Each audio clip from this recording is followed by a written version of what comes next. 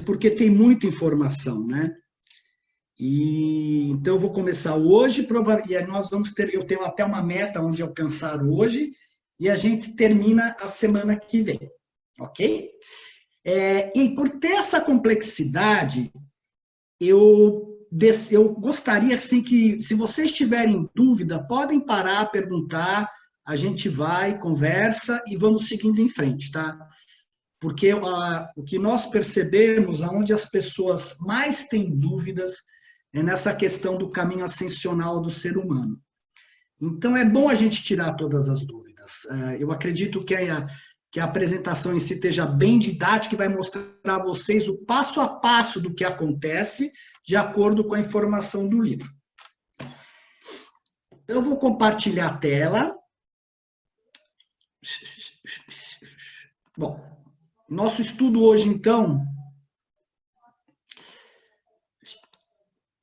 vai ser sobre o caminho ascensional do ser humano.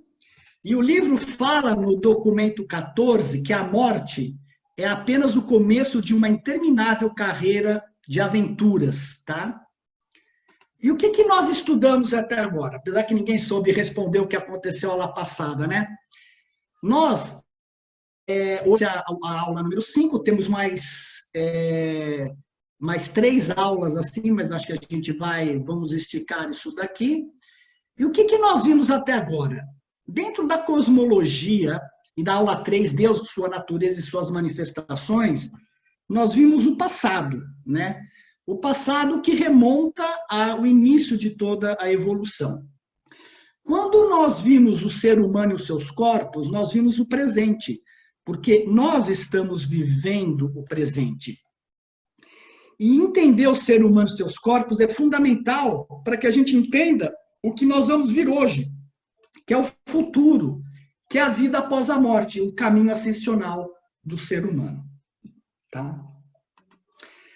Antes de começar, eu vou contar uma pequena história para vocês, antes de efetivamente começar.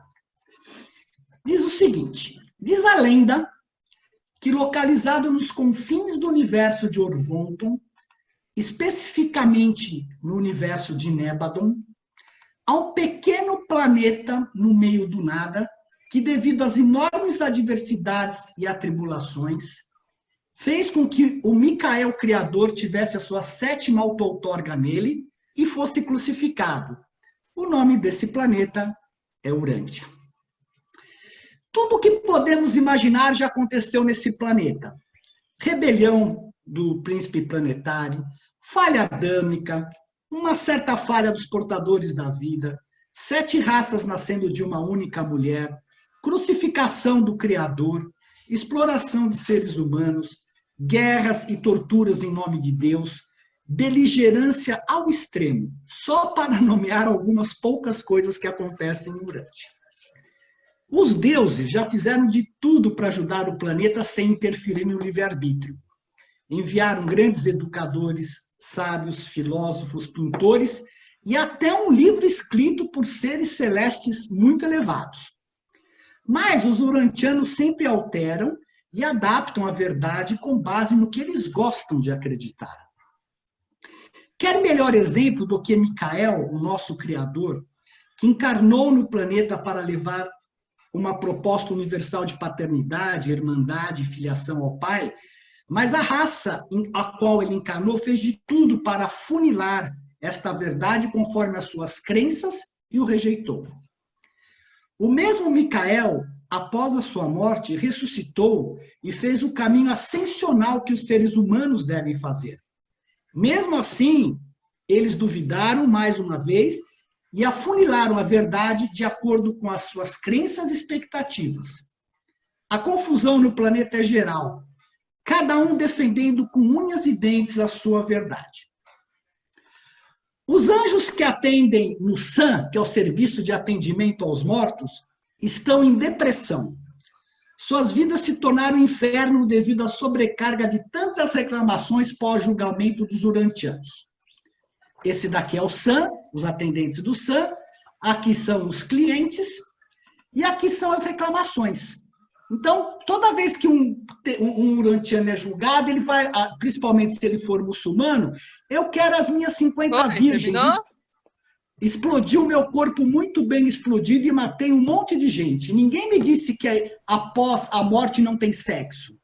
Aí vai outro lá, mas por que ele que é espírita, vai reencarnar pela quadricentésima, quinquagésima vez, e eu tenho que ir para o inferno só porque sou católico praticante, mas causei alguns danos ao planeta? Posso mudar minha crença para o espiritismo? Eu sei que é de última hora, mas aqui tem um presentinho para vocês. Outra reclamação é: eu sempre acreditei em Deus, fiz muita caridade, quero agora sentar à mão direita do Pai. Não aceito ir para o purgatório só porque era dono de bordel e explorei as mulheres. Não, eu quero recorrer ao julgamento. Não aceito mesmo voltar como pedra. Isso é demais. Já fui coelho, mulher de malandro e agora pedra. De jeito maneira. E, finalmente, chega um ateu que vai reclamar no serviço de atendimento aos mortos. Mas eu sou ateu. Não tem vida após a morte. Posso saber o que eu estou fazendo aqui? Então, devido a tanta confusão, dos urantianos reclamando dos julgamentos, das crenças que ele tem em relação às religiões, o mais recente episódio envolveu o conselho de Nébado, pois os deuses estavam exaustos e não sabendo mais o que fazer com os mortais de Urântia, ou melhor, os espíritos, ou melhor, as almas, ou melhor, os corpos, ou melhor, fumaça. Porque até eles não sabem mais já o que acontece após a morte, porque cada religião tem uma crença diferente.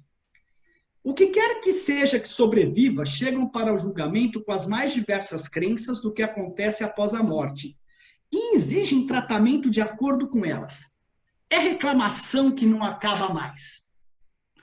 Como diz o ditado, vox populi vox Dei, isto é, a voz do povo é a voz de Deus, os deuses começaram a observar Urântia para tentar achar uma solução para esse problema, né?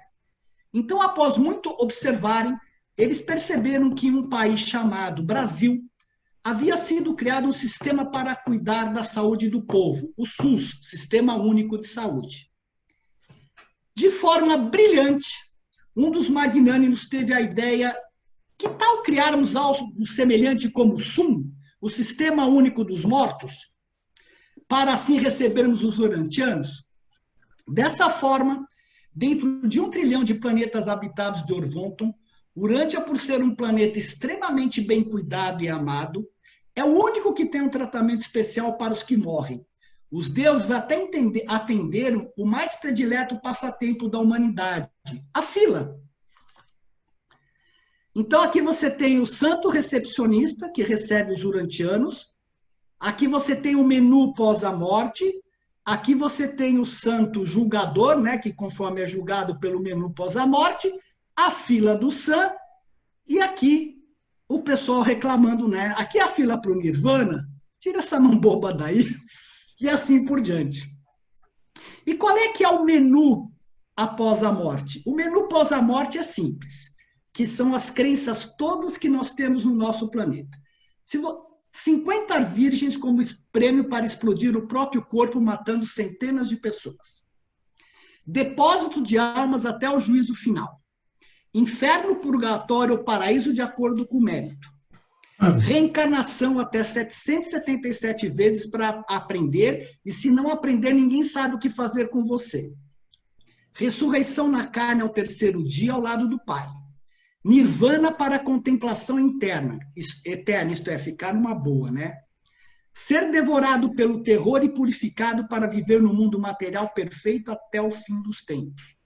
Transmigração para corpo humano, animal ou objeto.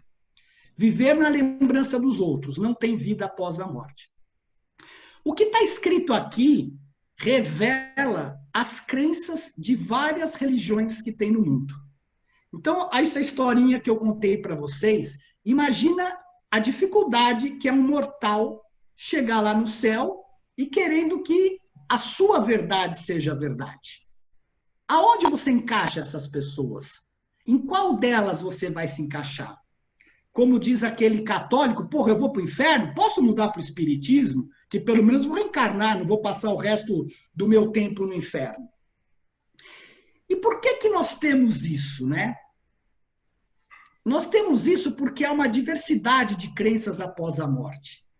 E hoje no planeta existem dois tipos de opinião fundamentalmente diferentes sobre a vida após a morte. A primeira é a opinião empírica, baseada em supostas observações, e a opinião religiosa baseada na fé. A opinião empírica baseia-se em observações feitas por humanos instrumentos, rádio ou gravador de voz, usados em psicofonia. Psicofonia é quando você tem uma comunicação com os mortos através de um médium. Tais observações são feitas a partir de pesquisas de reencarnação, experiências de quase-morte, experiências extracorpóreas, projeção astral, psicofonia, mediunidade e fotografias. Também existe a investigação acadêmica sobre tais fenômenos, que pode ser dividida, grosso modo, em duas categorias. A pesquisa física, geralmente concentra-se no estudo de casos, né, de pessoas, principalmente pós-morte, quase-morte, entrevistas e relatórios de campo, enquanto a parapsicologia científica está relacionada estritamente à pesquisa de laboratório. O segundo tipo baseia-se numa forma de fé, usualmente fé nas histórias que são contadas pelos ancestrais, ou fé em livros religiosos, como a Bíblia, o Qur'an, o Talmud, os Vedas, o Tripitaka, o Livro dos Mortos, o Livro dos Espíritos. Muitas religiões, crendo ou não na existência da alma ou espírito num outro mundo, como o cristianismo, o islamismo e muitos sistemas de crenças pagãos, ou em reencarnação, ou em transmigração, como muitas formas de hinduísmo, budismo e espiritismo, acreditam que o status social de alguém na vida após a morte é uma recompensa ou punição por sua conduta nesta vida.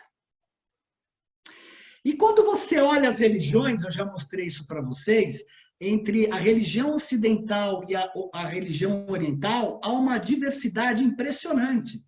A ocidental, por exemplo, tem uma visão linear da história, que tem um começo e um fim. A oriental tem uma visão cíclica da história, de eternidade em eternidade. O conceito de Deus no ocidental é que ele é criador. A relação com o ser é eu-tu. E há uma certa distância entre Deus e o mundo. Já a oriental, o divino está presente em tudo, né? Ele se manifesta através de muitas divindades, politeísmo, como uma força impessoal e que permeia tudo e a todos, o panteísmo. A relação é eu. A noção de humanidade é um abismo entre Deus e o ser humano. Enquanto que na oriental o homem pode alcançar a união com o divino mediante a iluminação súbita e o conhecimento. Salvação. Deus redime o ser humano do pecado, julga e dá punição. Existe a noção de vida após a morte. Já a oriental diz assim, a salvação é se liberar do eterno ciclo da reencarnação, da alma e do curso da ação. A graça vem por meio de atos do sacrifício ou do conhecimento místico. A ética. O fiel é um instrumento da ação divina e deve obedecer à vontade de Deus, abandonando o pecado e a passividade diante do mal. Os ideais são a passividade e a fuga do mundo, já na oriental. O culto é orar, pregar, louvar. Na oriental é meditação, sacrifício. E após a morte, você tem na ocidental ressurreição, reencarnação, depósito de almas e nada, que é das crenças das religiões afro-brasileiras, e na oriental, principalmente, a transmigração da alma e a reencarnação, né? Eu fiz um curso eu sou pós-graduado em morte, né? Eu fiz um curso de tanatologia, por que é tanatologia? Porque você tem o deus Thanatos, que é o deus da morte. E eu posso dizer para vocês que foi o melhor curso que eu fiz na minha vida. E a gente estudou a morte no aspecto científico, religioso, filosófico, legal e artístico. E é muito interessante porque, óbvio, né, no estudo sobre a morte, você tem dois mistérios. Primeiro, que é a vida. O que acontece antes do nascimento? Isso é um mistério. Depois, é a morte. O que acontece o pós-morte? Então, tem um intervalo antes de entrar na vida e o após ir para a vida. E, obviamente, que nesse meio da morte aqui, tem pessoas passando pelas experiências de quase morte. Mas, por mais que elas passem experiências de quase morte, é quase morte, não é a morte, por assim dizer. Então, o que nos interessa agora é o aspecto religioso. Né?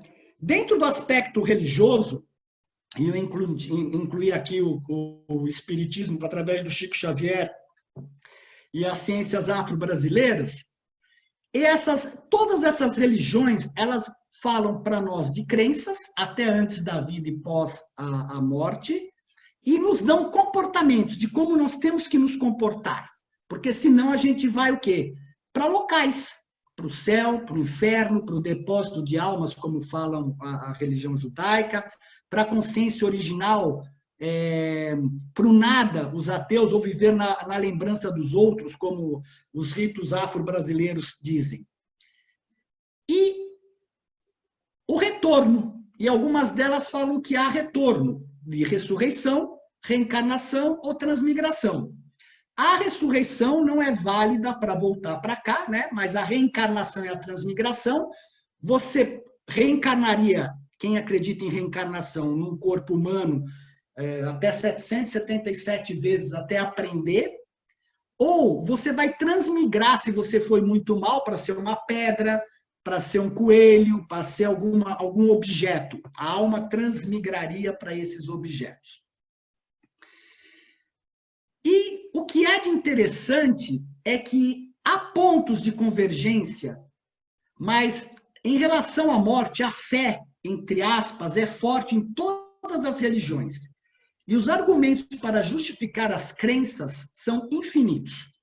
Então, você levanta uma questão, o religioso vai lá e coloca outra. A mente, como é uma máquina de criar significados, obviamente que ela vai tentar defender seu ponto de vista até o final. E durante esse curso, né, quando eu estava, durante o curso, teve uma hora que nas religiões, cada um dos representantes de cada religião foi falar sobre a sua crença após a morte. E foi muito interessante, porque na quarta pessoa que falou, né, quinta, eu tive um insight na hora, porque eu não tinha me tocado nisso. Eu falei, cara, tudo isso é crença. Se o universo tem algum nível de organização, deve existir uma realidade após morte. Porque, como eu contei a historinha para vocês já imaginaram a bagunça que seria quando você morre e você chegar, sei lá, com um anjo guardião da morte e você ser conduzido de acordo com as suas crenças? É aquela bagunça que eu mostrei lá. É infernal. Mostraria que o universo não tem uma ordem, não tem uma lógica, né? Então, foi o que eu falei, independente das nossas crenças, deve existir uma realidade. E que realidade é essa? E a realidade, ela deve responder a uma lógica. O que, onde, por quê, quando, como e quem. Então, nós vamos entrar especificamente no que o livro de Urântia nos informa a este respeito. Porque ele é diferente, ele nos dá uma informação completamente diferente de todas as outras crenças religiosas do planeta. E aí tem uma discussão gigantesca, né? Se é verdade, se não é verdade, acaba batendo de frente com as crenças das pessoas de forma geral, e o pessoal fica incomodado. Esse é o ponto que mais incomoda no livro de Urântia. Porque as religiões são muito enfáticas na questão do pós-morte. Então, qual é a realidade? Existe uma realidade? Como é que eu justifico esta realidade do pós-morte? Legal até aqui? Alguma dúvida? Vocês entenderam lá a brincadeira, a confusão que deu no céu? O cara lá reclamou, cara, já fui mulher de malandro, coelho, gato, eu não quero ser transmigrado. Não dá, é muita confusão, é só você olhar pelo ponto de vista da lógica, é muito difícil você ter essas comparações. E quando as pessoas se juntam e vão discutir, cada um acredita fielmente que a sua crença é a verdade. Mas, independentemente da sua crença ser a verdade ou não, existe uma realidade universal. Quando você ler o livro de Urântia, você vai ver que a humanidade, principalmente na época dos fantasmas, elas já tiveram crenças universais. E todo mundo acreditava a mesma coisa e para eles aquilo era verdade. Da mesma forma que teve uma época que se acreditava que o Sol girava em torno da Terra. E a humanidade todinha acreditava que o Sol girava em torno da Terra. E aquilo era uma verdade. Só que a realidade científica prova ser completamente diferente. Agora, você vai dizer, pô, Marcos, mas como é que cientificamente nós vamos provar o pós-morte? E eu te respondo facilmente, não vamos provar antes de passar pela experiência. Mas há uma grande diferença entre o que o livro de Urântia comunica e todas as religiões. Porque o que eu percebi ao longo do tempo, o livro de Urântia tem uma lógica. Que, se você olhar todas as religiões, elas não têm esta lógica. Porque nós temos o hábito, por nós estarmos isolados, né, do mundo, no universo, nós achamos que tudo só acontece em Urântia. Então, eu vou mostrar essa lógica para vocês. Começar o nosso bate-papo, se vocês precisarem interromper, a gente vai conversando. Então, o que informa o livro de Urântia? O que nos informa o livro de Urântia a esse respeito? Primeiro, há uma lógica na criação. Existe um começo. Lembra que eu falei para vocês o que, onde, porquê, quando e como? Primeiro, começo, o que?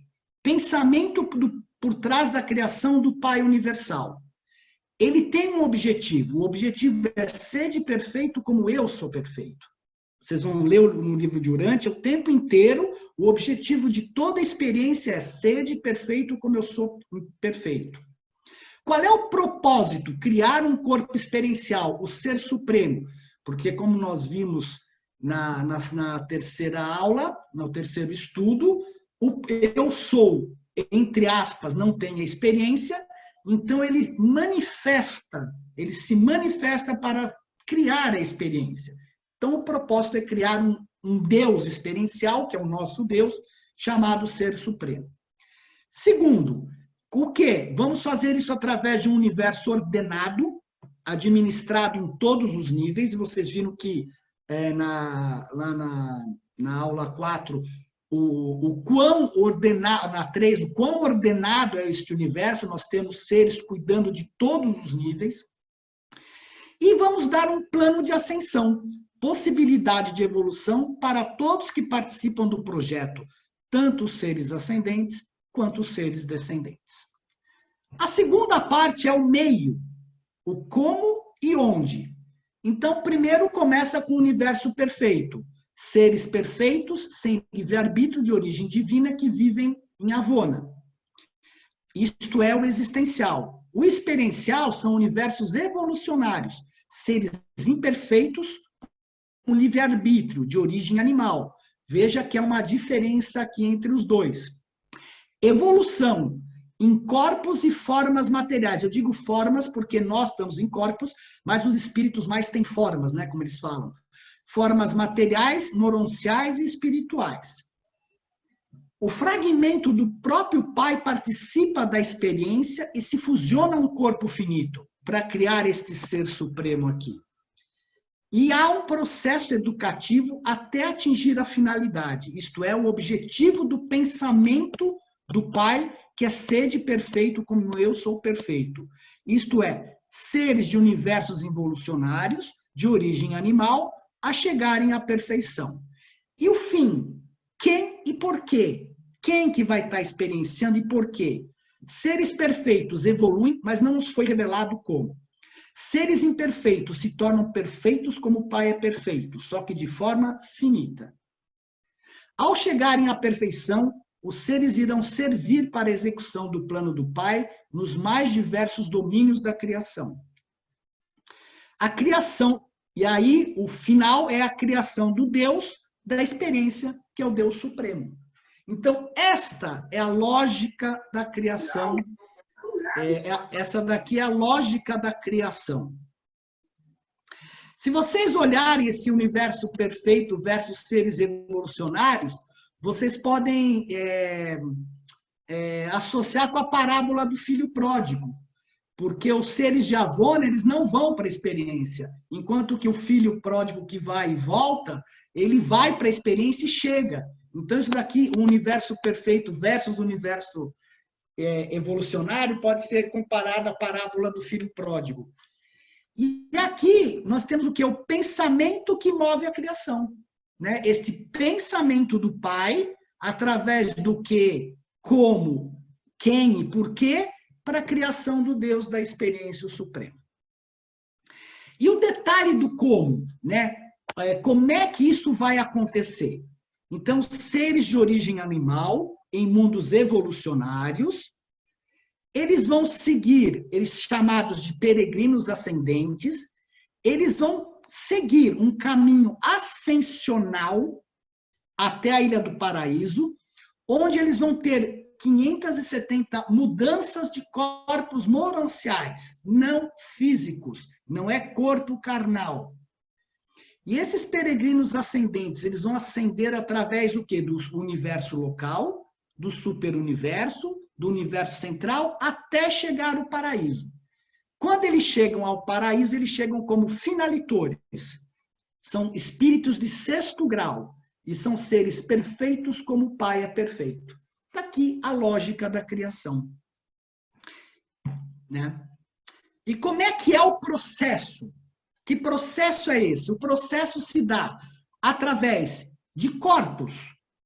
Corpos, né? Primeiro do espírito, que é o espírito eterno e perfeito que reside em nós e que fomenta valores espirituais. É um fragmento pré-pessoal consciente do Pai Universal. É o potencial para a continuidade da existência da personalidade humana. Independe da sobrevivência da alma. Outro corpo que nós temos é a mente, que é um mecanismo intermediador individualizado emprestado da mente cósmica. A mente não é nossa, ela é emprestada. Ela que percebe a identidade, o eu. É a mente que percebe eu sou, o mundo à sua volta e as relações entre ambos. A mente animal, essa que nós temos, morre com o corpo. A personalidade, a individualidade, a qualidade cósmica única conferida a nós. É quem faz o discernimento e escolha de valores. É a origem da volição, do livre-arbítrio, é originalmente eterna, mas a sua sobrevivência como identidade humana depende da sobrevivência da alma. E quem é que doa a personalidade? O Pai. O Pai Universal nos doa o espírito e a personalidade. Né? A mente é doada pela ministra divina e a personalidade pelo Pai Universal. A alma é o ego moroncial. Como nós temos um ego material, a criação da alma significa que ele é um ego mais sutil. Então, quando nós morrermos e ressuscitarmos, nós vamos receber este ego moroncial. É uma aquisição experiencial, tecida pelo espírito e pela mente. É uma criação conjunta do espírito e da mente. Temos o ego material, que é esse que está identificado com a matéria, com a carne, né? E que usa a capacidade volitiva da personalidade através da mente material para tomar decisões. E de acordo com essas decisões é que vai se criar a alma, o espírito cria a alma. E a centelha divina, que não tem nada a ver com esses corpos, é o fator do plasma vivo que dá a vida a este corpo que nós temos, tá? Ela é suprida pelo espírito mãe do universo local, a nossa ministra divina do nosso universo local. Então, a alma, né, a criação do espírito com a mente, através das decisões do ego material, faz a criação da alma. Esse é o processo. E é esta alma que continua. É esta alma que vai para a criação e que vai evoluir. Tá? E o que vai acontecer com essa alma? Quando você morre, sai do domínio físico, você vai passar pelo domínio moroncial, pelo domínio espiritual, sendo que no domínio moroncial você se fusiona com o ajustador para poder ir para o domínio espiritual e aí chegar ao paraíso. Esse é o processo lógico da criação e do desenvolvimento e do porquê tudo isso acontece.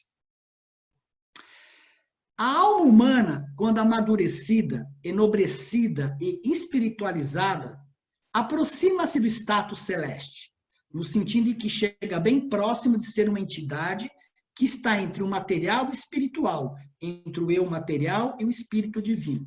Lembra que nós falamos? Você não consegue pular do domínio físico para o espiritual. Existe algo que permeia isto, que é esse domínio moroncial, que ele não é nem físico, tão físico quanto nós vivemos, e ele não é nem tão sutil quanto espiritual. Digamos assim, ele é um oitavo acima da parte do corpo material. Alguma dúvida até agora? Não, tranquilo. Tranquilo? Ficou claro para vocês toda a lógica do universo? Não, não está tranquilo, não. Pode nego falar que está tranquilo. tranquilo. Para mim também não, mas tudo bem. Tá bom, Cláudio, mas aí aguenta aí que vai piorar muito, fica tranquilo. Vai piorar muito. Eu não quero bater cabeça, que eu quero atrapalhar a aula nenhuma, mas que não está tranquilo, não está, não. Então tem importância, mas você não pode bater que você está com problema no olho. Para mim, vamos ver teu olho de pirata aí, Cláudio. Não. Mas tudo bem, vocês entenderam esta lógica até aqui? É isso que eu quero. Que para o Cláudio ele pode até dizer, para o Carlos também não está tranquilo, mas é esta a lógica que o livro de Urântia nos mostra. Está certo ou está errado? Eu não sei. Eu não morri ainda. Eu posso ser pós-graduado em morte sem ter nunca morrido. Então, eu tenho conhecimento mental sobre a morte, mas sem nunca ter morrido.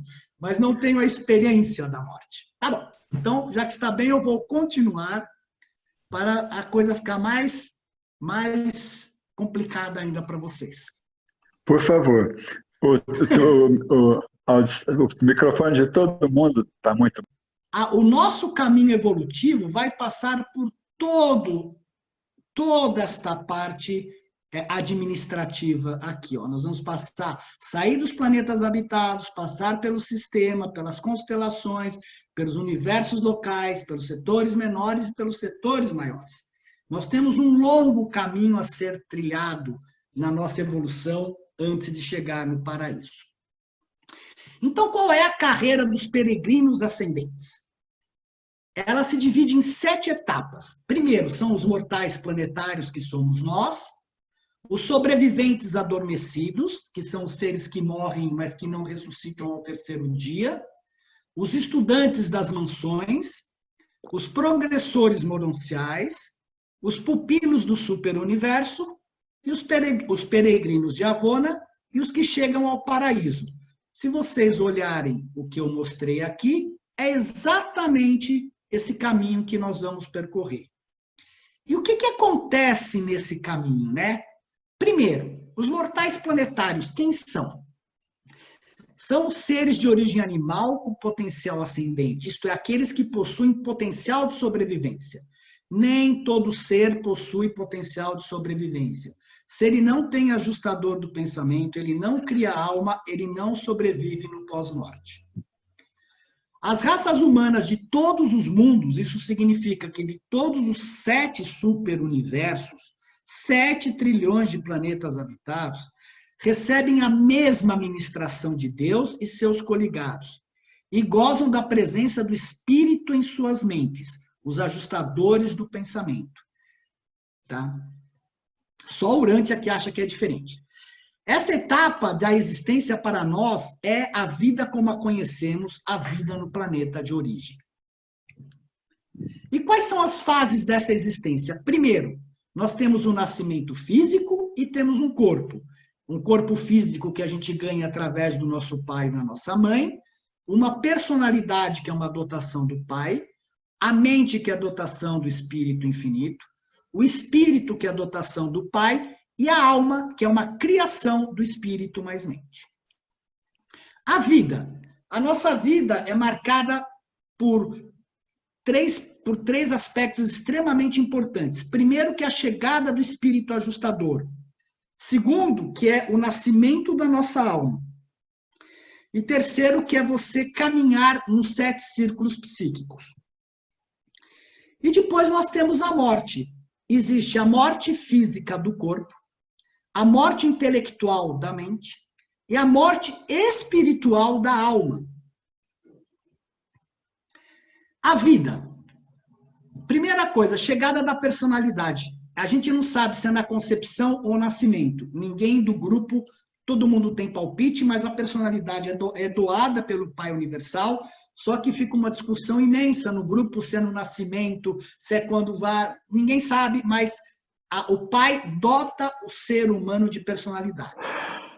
A chegada do ajustador, 2.134 dias após o nascimento. O nascimento da alma, processo que ocorre durante todo o período de vida, com base nas decisões do indivíduo, com suas escolhas entre o bem e o mal. Esta é a experiência. E os 7 círculos psíquicos, que determinam o nível de evolução do indivíduo e o que acontecerá com ele logo após a morte. Os 7 círculos psíquicos, a gente pode comparar a escola. Você vai passando do primeiro ano para o segundo ano, para o terceiro ano, para o quarto ano, conforme você vai amadurecendo e crescendo e sabendo as coisas. É a mesma coisa, né? Então, os 7 círculos psíquicos, eles estão aqui. E o que significa? Que a conquista de cada um desses níveis de evolução cósmica reflete-se de 3 maneiras.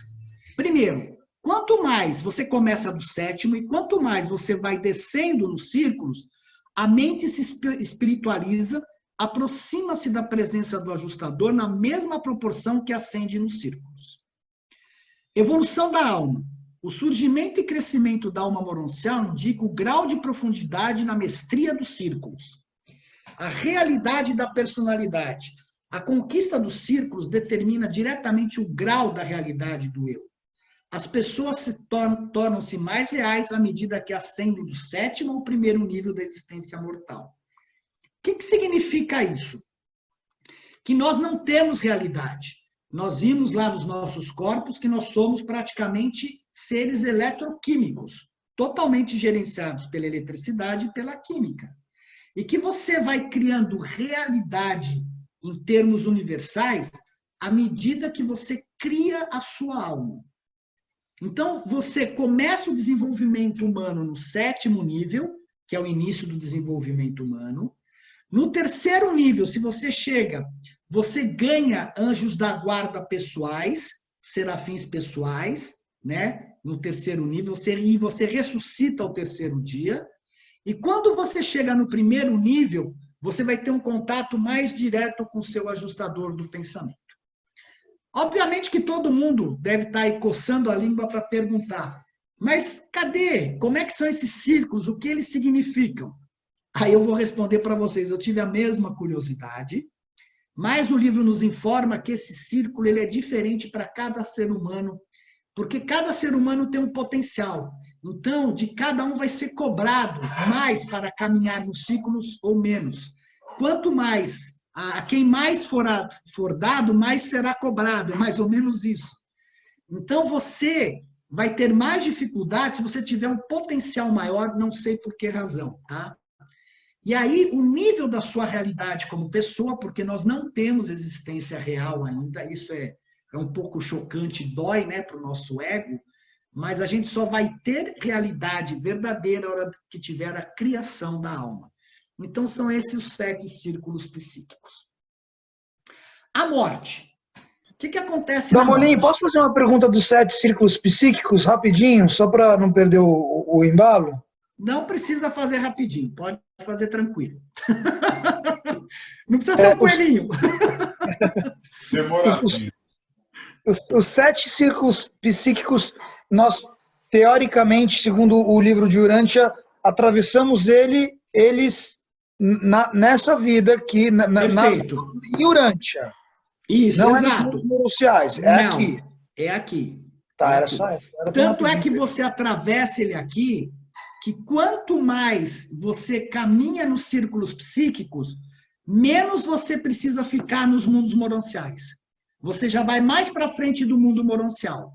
Então, se você, por exemplo, chegou no 7º ou 6º nível psíquico e você tem direito à sobrevivência, você provavelmente vai parar no 1º mundo moroncial para fazer todo o desenvolvimento espiritual que você não fez aqui na Terra. Você não vai ficar voltando para cá para fazer o desenvolvimento. Você já vai fazer nesse 1º mundo. Nós vamos ver já já. Se você foi um cara que chegou próximo ao ajustador, você pode pular já direto para o 6º mundo das mansões, para a fusão, e se fusionar lá, entendeu? Se você não conseguiu fazer a fusão aqui. Então, conforme a humanidade caminha nos círculos psíquicos, mais evoluída ela é, menos necessidade você tem dos mundos das mansões. Você vai entender os mundos das mansões já já que eu vou explicar para você. Respondeu, Obrigado, Lucas? Damolim. Deu, já clareou para mim. Obrigado. Mais alguma questão? Não? Então eu vou continuar.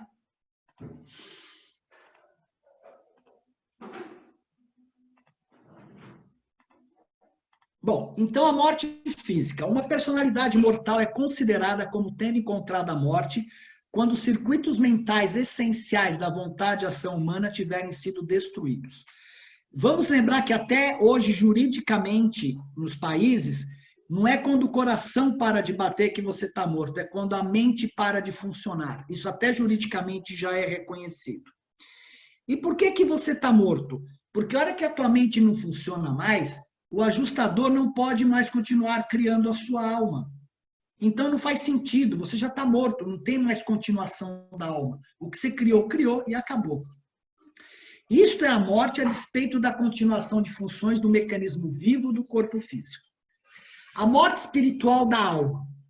Se um homem, um ser, ele rejeitar a sobrevivência, ele quando chega no mundo das mansões, ou aqui mesmo ele fala, olha, eu não quero continuar, acabou. Se ele já tiver criado esta alma será destruída. E quando ele morrer, ele não tem continuidade durante a evolução. Isso chama-se a morte espiritual, o fim da própria alma. A personalidade vai para o ser supremo e o ajustador vai seguir seu caminho lá junto ao Pai. Essa espécie de morte é final no seu significado, né? Do ponto de vista cósmico, o mortal já está morto. Ele pode até estar vivo, mas se ele já desistiu da sobrevivência, ele cosmicamente é considerado morto. Após a morte, o corpo físico retorna ao mundo elementar do qual proveio, do pó viestes ao pó voltarás.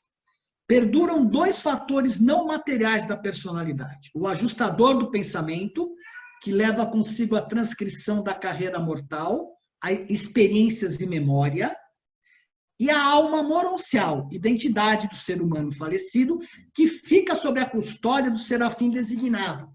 Por isso que quando você morre, você no terceiro, e você já atingiu o terceiro círculo psíquico, você tem dois guardiões serafins, e serafinas, né? Porque são sempre, todos os anjos são femininos. E eles vão guardar a sua alma. Então, o ajustador guarda a experiência, a memória, e esses serafins guardam a sua alma. Com a morte, o ajustador perde temporariamente a personalidade. Por quê? Porque ele está sem aquela alma que tem a personalidade, mas não a identidade, ele continua sendo ajustador. O ser humano temporariamente perde a identidade, mas não a personalidade, porque a personalidade é dele. Separados dos seus ajustadores, essas almas permanecem total e absolutamente inconscientes durante um longo ou curto sono da morte. Então, o que significa? Que a gente morre, a gente vai dormir, porque o ajustador do pensamento levou uma parte e o serafim levou outra. E esta alma dorme quando morre.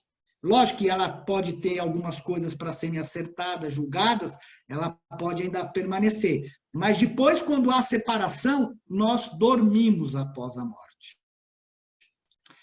A maior parte dos seres humanos morre porque, não havendo conseguido alcançar um nível espiritual para a fusão com o ajustador, A metamorfose da morte passa a ser o único procedimento possível por meio do qual podem escapar das correntes do tempo e das amarras da criação material. Então, morrer é uma bênção.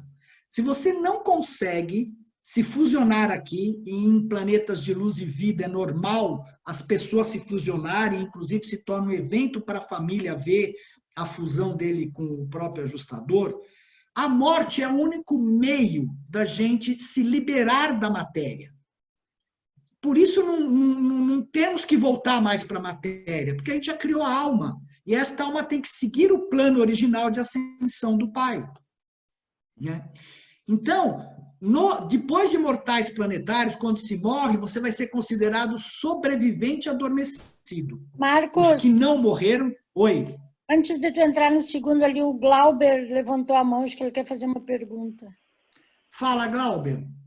Marcos, no seu slide você comentou que o ajustador perde a personalidade, mas não a identidade. O que você entende por isso? Eu fiquei com o vazio na cabeça aqui, cara.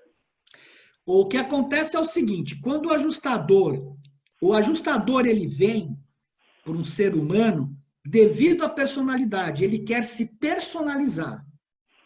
Então, para ele, porque a personalidade, ela projeta a identidade dela. Isso é difícil da gente entender logo no início, mas a personalidade projeta a identidade dela no corpo humano. Por isso que você está identificado com o seu corpo. É a tua personalidade que projetou a identidade nesse corpo, que depois tem que projetar nos outros corpos, tá? Então, quando o ajustador vai embora, ele está sem a personalidade, porque ele ficou junto com a alma. Esta personalidade ficou junto com a alma. É por isso que ele perde aquela parte que ele estava atrás, que é a personalidade. E você perde a consciência, por isso que você dorme, e você perde a memória, que fica com o ajustador, porque é quem ganha a experiência. Lembra? A experiência é do Pai, a experiência não é nossa. O ajustador é que tem um corpo, não somos nós que temos um espírito. A gente tem que olhar de cima para baixo. Os ajustadores que estão experienciando a matéria através de nós. Tá? Legal, obrigado, Marcos. Sim, deu entendimento aqui. Obrigado.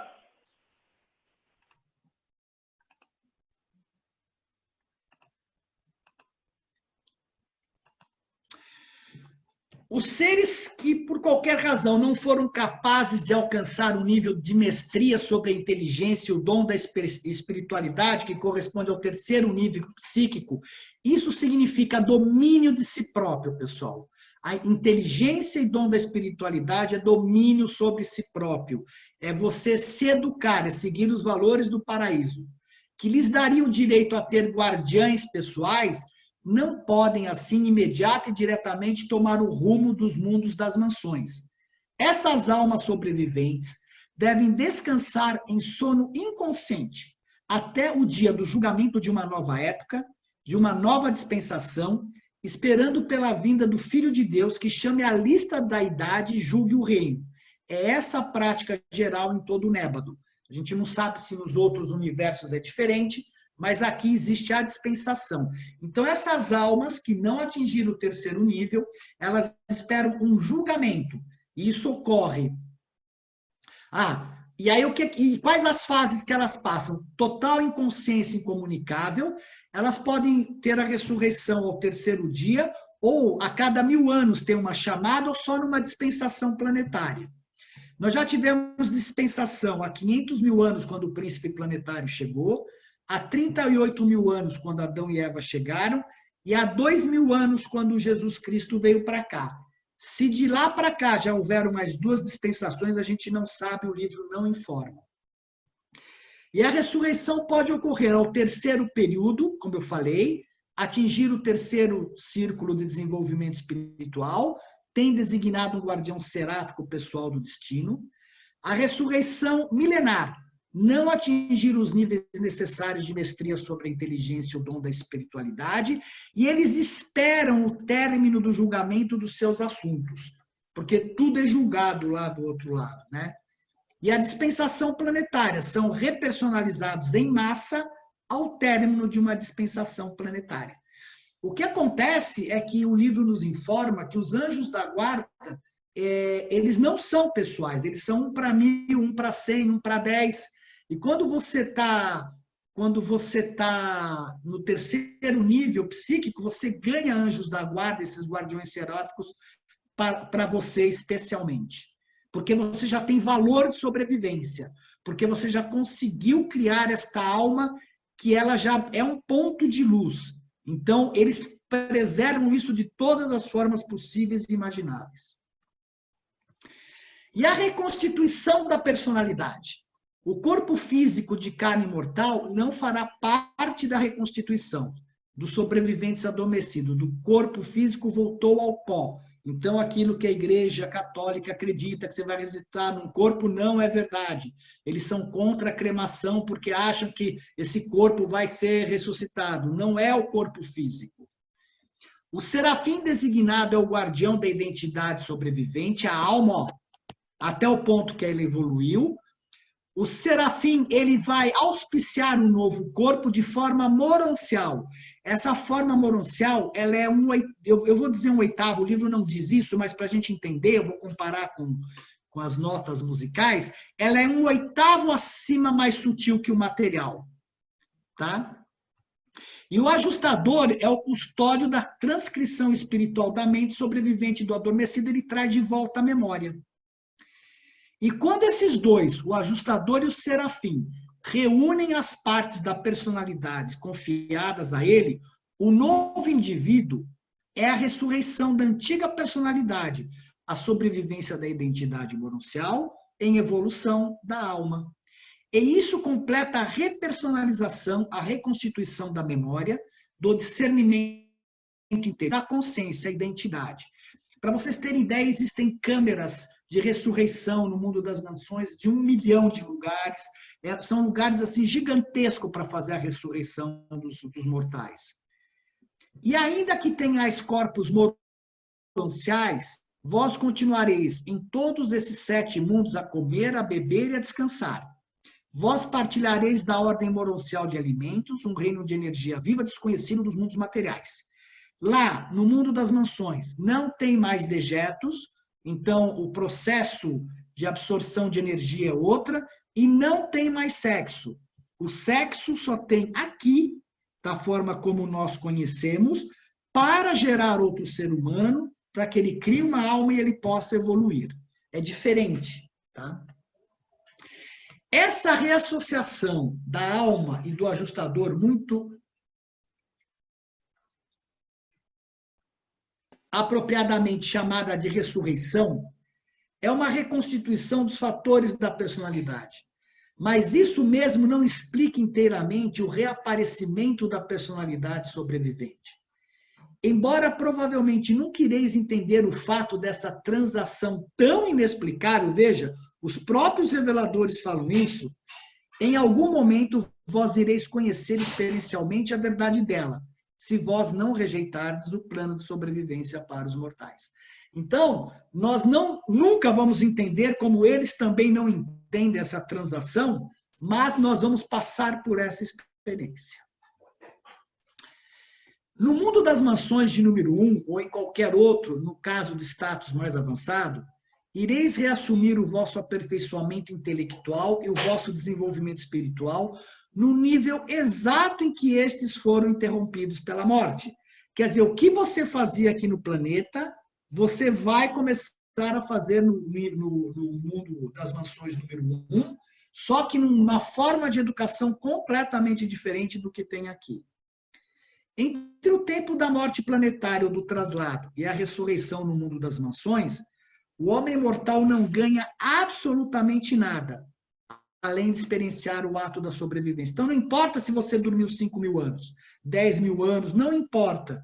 Você vai ressuscitar daquele mesmo jeito e você não perdeu tempo nenhum, porque você tem uma eternidade para cumprir, né? Vós começareis ali exatamente no ponto em que vós houverdes deixado a vida aqui embaixo. Os supervisores do poder moroncial são capazes de efetuar uma união das energias materiais e espirituais e, desse modo, organizar uma forma moroncial de materialização que seja receptiva ao controle de um espírito. Do mesmo jeito que nós nascemos na carne, você vai receber esta forma, um nascimento em uma forma... Aqui, quando você é gerado, você recebe um corpo material.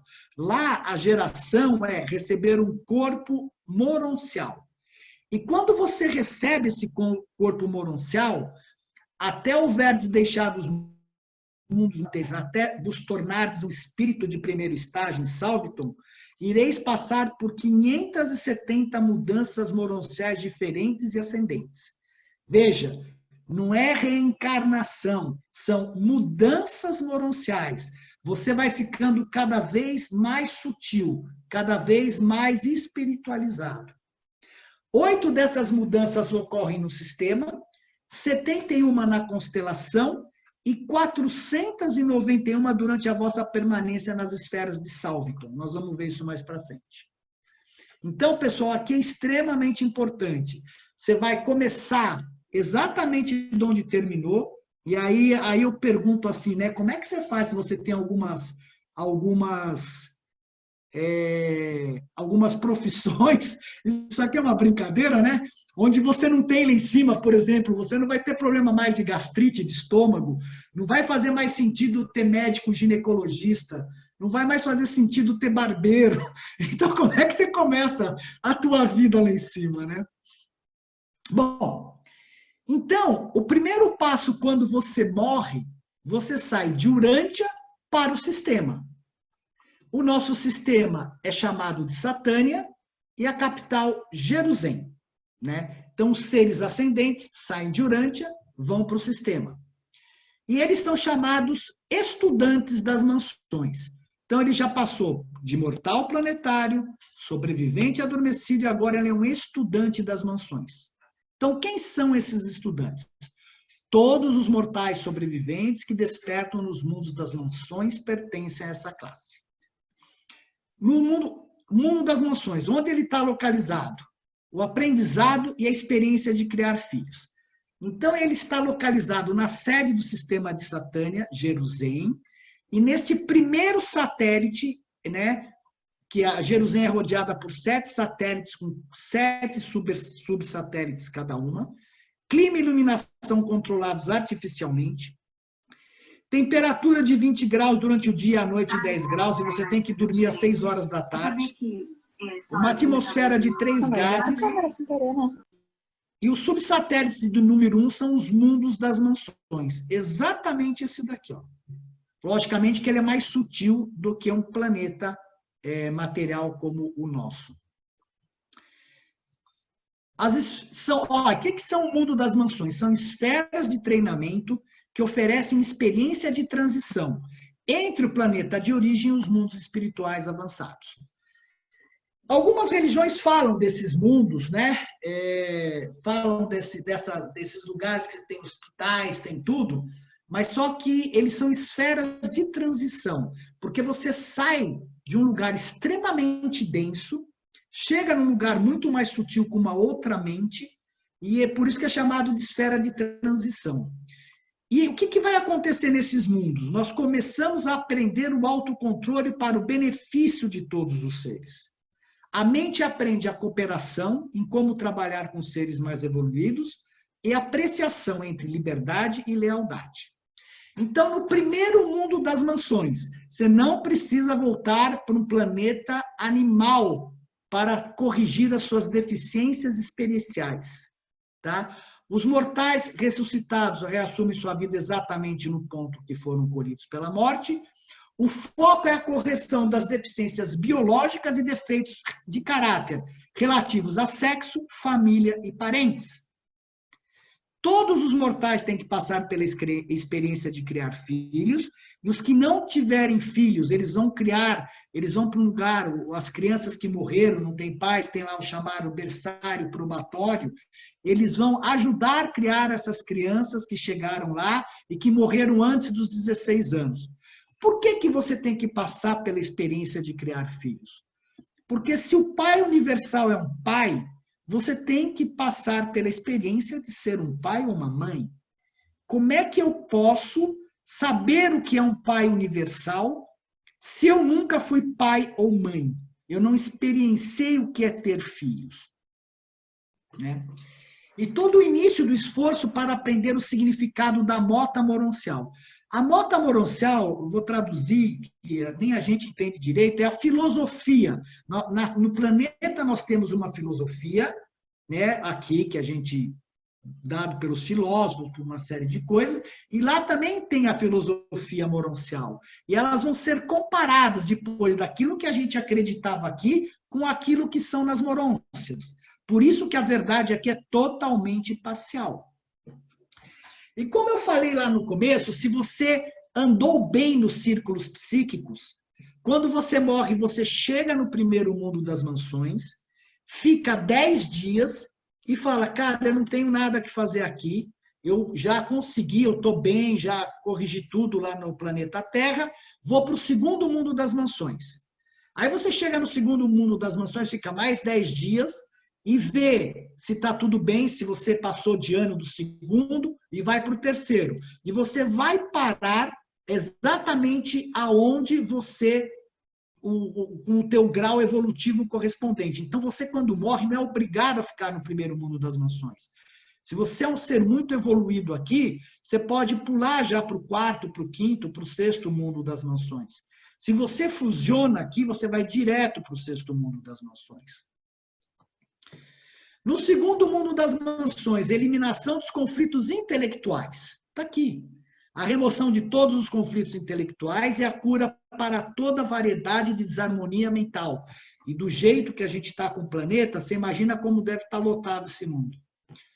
As associações mentais que eram puramente animalescas e totalmente materiais pereceram naturalmente com o cérebro físico. E eles dizem que você vai sentir uma leveza muito grande, né? Porque você já não tem mais esse peso da animalidade. Tudo que valeu a pena, que tinha valor de sobrevivência, recebeu uma contraparte provida pelo ajustador, que é a alma, fica guardado como uma parte da memória pessoal durante todo o caminho da carreira ascendente. Isto é, tudo que você se desenvolveu aqui, em termos de valores do paraíso de significados, é seu, é esta experiência, este é o seu tesouro. Estareis consciente de todas as vossas experiências dignas e valiosas. Perguntaram na aula passada se a gente ia lembrar. Sim, mas você não vai lembrar de uma canelada que você deu em algum lugar. Você vai ter a memória daquilo que tem valor espiritual. Não adianta você ficar lembrando de uma namorada que não afetou nada a sua vida. Então, você vai lembrar daquilo que tem valor para a sua evolução. Na medida em que avançares de um mundo das mansões para o outro, de uma seção do universo para outra até o paraíso, o esforço para aprender e dominar o significado da mota moroncial. Então, nós vamos estudar filosofia. Pessoal, dúvidas? Eu tenho, Marcos. Pode falar, Alexandre. Me parece que depois, quando a gente passar por essa ressurreição, as nossas capacidades devem ser muito aumentadas de aprendizado e de correção, porque ficar 10 dias corrigindo coisas, às vezes, que você tenha trazido da sua vida, né? Que se é necessário haver uma correção, é que foi um assunto sério. E permanecer 10 dias ali, eu não sei se isso é fixo, é uma coisa variável, né? Não, é que se você não tem nada para corrigir, você só fica 10 dias lá procurando parente, vendo as coisas e vai embora. Ah, entendi. Você não fica lá, você fica 10 dias, você pode procurar seus parentes, você vai ver, mas você vai sentir internamente, né? Você vai ser guiado pelo teu ajustador internamente e fala, olha, você não tem nada que fazer aqui, você dá um oizinho para todo mundo e vai para o segundo mundo. Você não corrige em 10 dias. Você vai viver lá até alcançar todo o aprendizado. A grande diferença, pessoal, daqui para lá, que como nós estamos sem príncipe planetário, estamos sem instrutores aqui, a gente vai dando cabeçada. Lá, você vai aprender. Alguém vai te ensinar e você vai praticar. Você aprende e pratica, aprende e pratica. Aqui você quebra a cabeça e não aprendeu. Quebra a cabeça de novo, não aprendeu. Na terceira, quarta vez, você, agora eu aprendi. Lá provavelmente seja mais simples. E parece também que, como em outros ensinamentos, ensinam que depois, né, a gente faz uma reflexão da vida e existe um certo sentimento de culpa, ou seja, a vontade de... Isso se fosse verdade, né? A vontade de voltar para corrigir aquilo. Lá parece que essa questão de Não sentimento existe de culpa isso, não Carlos. existe, né? Não. Essa história que eu falei lá, cada crença que tem no planeta, ela acha milhões de significados para se justificar. Milhões. Todo mundo acha uma forma de justificar a sua crença e de dar validade para ela. Esse é o ponto. O que a gente tem que fazer é questionar as nossas crenças. Eu não estou dizendo que o livro Durante é a verdade. Ele, para mim, é lógico. Ele, para mim, tem um caminho lógico. Eu mostrei a lógica dele. Pegue a sua religião e veja se ela tem aquela lógica. Compare, questione, vê aonde ela peca. Ou se ela te dá todo o conhecimento ou não. Eu sei que pela tua explicação até agora, parece que quando a gente chega lá, tipo, assim, é um reset, meio que um reset, né, na gente. É um reset, exato. Exato. Né? E quer dizer, aquelas questões, aqueles sentimentos de culpa, aquele peso, já não existem mais, né? Não. O aprendizado vai ser feito num outro nível, né? É um aprendizado chamado positivo. Você aprende não pelo mas pelo positivo. Você vai, experiencia. Por exemplo, uma das coisas que outro dia nós estávamos discutindo, uma das experiências que nós vamos ter é quando você receber uma ordem, você cumprir aquela ordem do jeito que você recebeu e não querer pôr de você naquela ordem. Essa é uma forma de aprendizado, porque eu sempre quero pôr de mim. Eu falo, não, eu vou fazer melhor. Não, é para você fazer assim, você tem que fazer assim. Tem horas que você vai poder decidir por você. Mas quando você tem que... Porque o ego, ele quer fazer do jeito dele, do jeito que ele acredita que é o certo. Sim. Então, tem horas que a gente imagina que esse é um dos aprendizados também, para que a gente aprenda a obedecer ordens e fazer como tem que ser feito. Ok, perfeito. Né? Lucas, Então, olha, e vamos lembrar uma coisa, hein? Para falar também. Quem chegou lá é a alma. A alma começa, sim, Marcos, a alma começa o seu processo evolutivo. Não tem mais, não faz sentido. É isso que é difícil as pessoas entenderem. Se o que o livro de Urântia nos informa, se a lógica do pai está certo, de um planeta material vem um ajustador que ajuda a criar uma alma. Essa alma está criada. Ela vai seguir um processo de educação. Não tem o porquê voltar para cá para aprender, não tem o que aprender mais. Ela vai ser educada, o universo todinho é uma enorme escola. Ou é uma escola só. Fala, Marcos. Tá fechado. O Lucas está com a mão levantada faz tempo, viu? Eu não consigo ver. Tá. Eu posso esperar, depois, não tem problema não. Pode fazer, Marcos. Tá, assim, ó. Quando a gente viu ali a questão da ressurreição, a gente vê aqui que a maioria das religiões ocidentais, de uma forma diferente, tratam a questão da ressurreição. A questão toda é de que forma ela se dá. Será que isso não é uma maneira distorcida de cada uma delas interpretar isso aí? Ou seja, quem foi o iluminador, ou quem teve a revelação da ressurreição, trouxe isso para nós, aqui para a Terra, e interpretou de acordo com o seu ego, como nós vimos aqui. Mas no final da história se fala em ressurreição. Então, e acoplada a essa ideia, tem a questão da reencarnação. Também pode ser uma forma material de interpretar isso, pela limitação, pela impossibilidade do alcance do que significa isso. Então, a ressurreição está no nosso entendimento aqui. E reencarnação não em carne, mas em outros que se deu aqui. Cada religião, de uma forma diferente, está dizendo exatamente isso aí. Não né? acho, Marcos. Só que ao invés de dizer que é lá é cá. Mas há uma diferença não gigantesca. É uma diferença não, gigantesca. Com certeza. Nós temos que pensar sempre Mas é o embrião de alguma coisa. Então, eles dizem que o livro comenta que a questão da reencarnação surgiu no Deccan Dravidiano, na Índia. Quando vocês chegarem lá, vocês vão ler isso. E o livro fala assim que a questão da reencarnação é tirar a possibilidade do homem de ter e ver um caminho ascensional. É mantê-lo preso a uma matéria. Você não pode descer do ônibus, cara. Se você não gosta disso daqui, você é obrigado a ficar vindo para cá. Por mais que digam assim, mas agora está mudando, você reencarna se quiser, não era isso que falavam, que você é obrigado. E pelo livre-arbítrio, o pai não obriga. Mas eu vou me sentir culpado e quero impulso de voltar. Não é verdade. Não pode ser verdade. Porque seria uma injustiça. Porque você é o seu próprio julgador. É você que sabe o seu caminho. Então não é por culpa. E lá o pai está te mostrando um caminho de ascensão.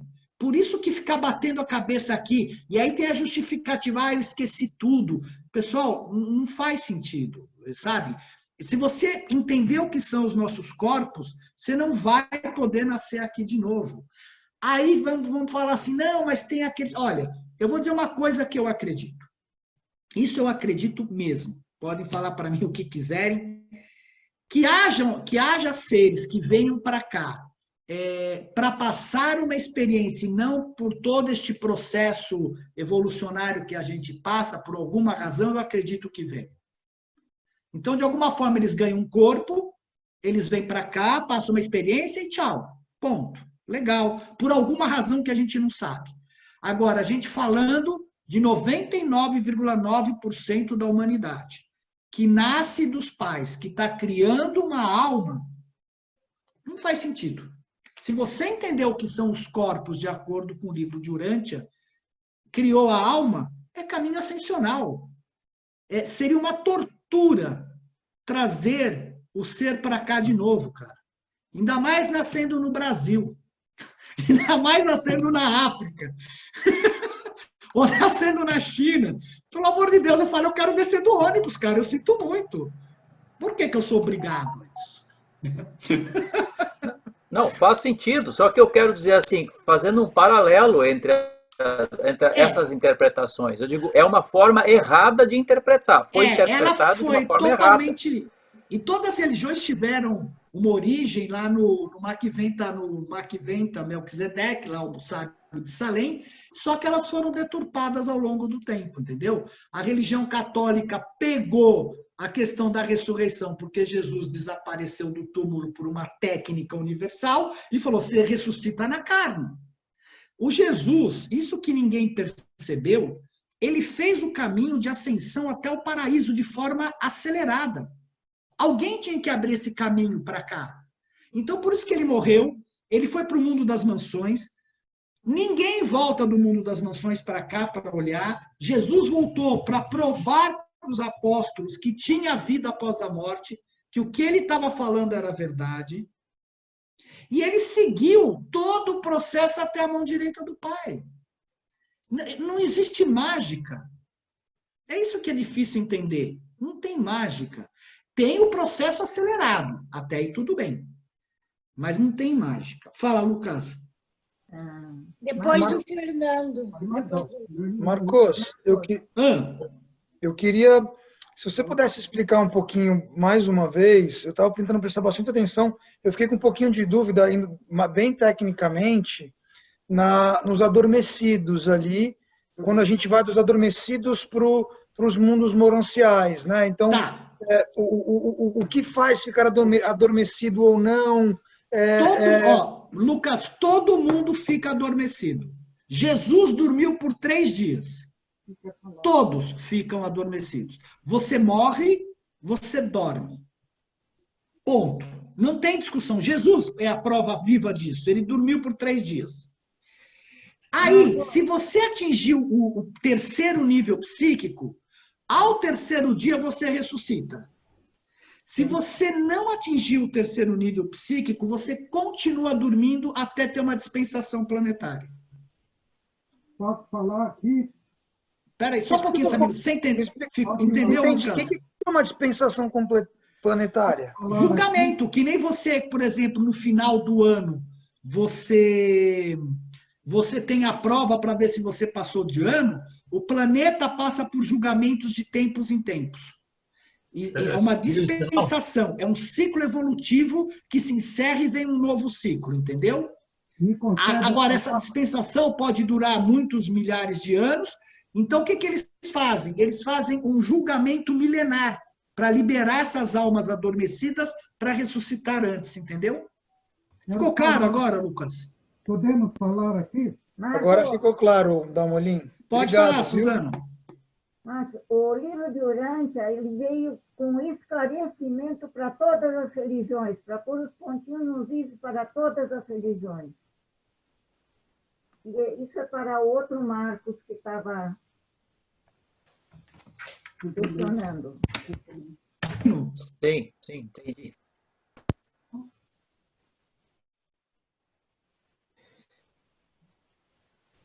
Acho que o Fernando levantou a mão. O Sabino não está conseguindo falar, né? Eles fecharam, não sei se já acabaram. Eu não ouvi eles falaram alguma coisa? Estela. Fala, Fernando. Oi, Marcos, boa noite. Primeiramente, sim, eu sou um estudante recente do livro, então me desculpe se eu fizer uma pergunta meio tola, mas a parte do pós-mortem agora, até então eu tenho entendido bem. Só que eu estou encafifado com uma questão da criação da alma. Bom, eu tenho 41 anos, então eu fui criado há 41 anos, é isso? Eu não existia? Não. Essa é a minha primeira experiência? Não. Então, Fernando, a gente não sabe. Mas o que acontece é o seguinte, você tem 41 anos. Com 5 anos e 10 meses, você recebeu um ajustador do pensamento. A tua personalidade, ela se projetou no Fernando que você é. Certo. Com essas decisões que você toma, o teu ajustador na sua mente, ele vai criando a sua alma. E é esta alma que vai tendo vida, que ou em muitas religiões eles chamam de corpo de luz, é esta alma que quando você morre, você assume como corpo, entendeu? Não é que você não exista como Fernando. Você existe. Se você decidir pela continuação da sua vida após a morte, você vai assumir a sua alma. Você precisa de um corpo. No universo, todo mundo tem forma ou corpo. Acho que não é isso que ele está perguntando, não, Marcos. Aqui, Marcos, o pós-vida eu estou entendendo bem. Eu queria ver se há uma pré-existência. Eu não sou espírita, mas eu só queria entender assim, como que explicaria uma criança que tem 5 anos, outro dia eu vi, e ela regeu uma orquestra inteira, toca piano e violino, e essa diferença de personalidades. Aí a minha pergunta é, houve uma outra existência ou é a primeira dela essa? Não, eu vou te responder friamente assim, não, é a primeira dela. Ela pode ter vindo com dons especiais. Ah, entendi. Ela pode ter vindo. Primeiro que se você pegar as crianças agora, Fernando, elas estão extremamente evoluídas em relação a 20 anos atrás. Por quê? Porque há uma própria evolução da sociedade. O pessoal fica falando criança índigo, criança dourada, cor-de-rosa, verde, amarela. Cara, não é nada disso. A evolução nos faz mais inteligentes e mais espertos. Entendeu? E você pode vir com dons especiais. Nada impede. Da mesma forma, Marcos, eu pergunto como que então uma criança que nasce com uma séria debilidade e não tem visão, ou não tem audição, tem uma paraplegia, por que então Deus fez aquela criança nascer daquela forma assim, e mesmo ela sobrevive até os 50, 60 anos, não sei. Fernando, vamos entender uma coisa, Deus não fez, aquilo pode ser um defeito genético. Certo. O mundo inteirinho, tudo é evolucionário. Então, do mesmo jeito, quando você constrói uma máquina, ela pode sair dar errado, na geração pode ter problemas genéticos que dão errado. Perfeito. Ou você pode tomar um medicamento que prejudica aquela criança. Né? Teve gente aqui que deu um exemplo outro dia, que a mãe tomou talidomida e a criança nasceu com um monte de defeito. Agora, isso é Deus? Lógico que não é Deus. Os homens são responsáveis pelas suas consequências. É muito fácil a gente jogar para Deus conserta, Deus dará. Não, nós somos responsáveis pelas nossas ações e Deus respeita o nosso livre-arbítrio. Ele respeitou o livre-arbítrio dos seres humanos ao os humanos pedirem para crucificar Jesus. Ele podia ter interferido, falar, não quero que crucifique. Não, ele deixou o caminho seguir. Quer pior coisa do que um ser crucificado? Mas não é isso que ele está perguntando, Marcos. Então, o que ele está perguntando, Cláudio? Quando você dá uma razão genética ou interferência biológica, tudo é explicável. Você tomou alguma coisa, tomou talidomida, nasceram 40 crianças defeituosas. Tudo bem, isso tem nada a ver com Deus, isso foi um ato de quem gestou essa criança. Perfeito. O que eu estou entendendo que ele está perguntando é isso: por que nasceu uma criança com 5 anos? Nasceu o Mozart. Nasceu com 5 anos com todas as genialidades que ele podia ter. E nasceu uma outra criança que a mãe não tomou nenhum remédio. Nós estamos falando aqui no século II, no século XVII. Não existe farmacologia. Por que essa criança nasceu com deficiência, nasceu sem um membro, nasceu com um problema cerebral? E isso não tem a ver com nenhum fator externo. Por que nasce um desse jeito e um nasce de outro jeito, sem interferência biológica ou farmacológica? Eu entendi que era isso que ele está perguntando. Tá, então o que é que acontece? Eu tive uma conhecida, né, que ela era médica, ela é ginecologista, e ela pega muitas mães que o cérebro não forma quando está no útero. E a mãe não tomou remédio nenhum, simplesmente por algum problema o cérebro não forma. Então, isso foi um caso que aconteceu inclusive no Rio de Janeiro. E eles obrigaram a criança, a mãe a não podia abortar, teve que esperar 9 meses. Os religiosos falaram assim, você não pode abortar, porque não teve interferência de nada. Simplesmente pode ocorrer uma mutação genética não esperada. Acontece. Tudo é experimental. Você tem crianças que nascem bem... viram aqueles gêmeos, como é que fala? Aqueles grudados, me fugiu o nome. Isso, eles morreram agora, os mais antigos do mundo, com 67 anos. Eles tinham 2 cabeças, eles eram grudados pelo estômago, e eles viveram 67 anos. Isso foi Deus? Não, foi um problema na gestação. Não tem nada a ver com Deus. Também não precisa ser remédio. Ocorrem problemas na natureza. O nosso genoma tem 23 mil genes. Se der uma probleminha na hora da concepção, já nasce uma pessoa defeituosa. Uma coisa também que o livro comenta, que ele fala que às vezes a coisa acontece, cara, não é porque Deus quis te matar. Você estava num lugar, caiu um raio na tua cabeça. Sabe? Você pode pensar que é karma. Não, aconteceu. Aquilo realmente foi um acaso. Como Jesus teve um acidente que foi um acaso. Apesar de ele ter todos os guardiães, ele teve um acidente que foi um acaso. Foram até tentar pôr o dedo lá no serafim, mas o cara não teve culpa. Foi um acaso. Então, acontece esse acaso. Agora, você pode entrar na especulação. Bom, mas o Supremo que faz esse acaso por causa da experiência, cara, esquece. Aí é demais. Eu não queria nem pensar em esbarrar em especulação. Só queria afinar o nosso pensamento, que é o seguinte. Claro que existe essa teoria de que tudo que nasce é um fato da criação de Deus. Nada nasce, não há uma folha que cai do pé sem que Deus saiba o que está acontecendo. Então, esses atributos que ficam acarreando para Deus, eles são complicados, porque a gente sabe que não é isso, que Deus não fica acompanhando cada folha que cai de uma árvore, porque não é isso que ele está ali para fazer. Mas o fato é o seguinte, nós vamos atribuir, ou temos a possibilidade de pensar, de que o ato da criação é um ato que pode ter falhas. Absolutamente. Esse absolutamente é não ou sim? Sim, porque ele é evolucionário. Então, tudo bem. Cláudio, vamos lembrar o seguinte, os espíritos, tudo que nós temos, e se você lembrar dos 7 espíritos ajudantes da mente, esses 5 primeiros espíritos foram evoluindo e se desenvolveram no reino animal. Então, se hoje nós temos toda essa parte nossa pronta, é pelo desenvolvimento que esses espíritos tiveram no começo. E aí os portadores da vida, eles vão corrigindo as coisas para quando vem o ser evolucional, volicional, ser de vontade, que é o ser humano, ele tem as melhores condições possíveis.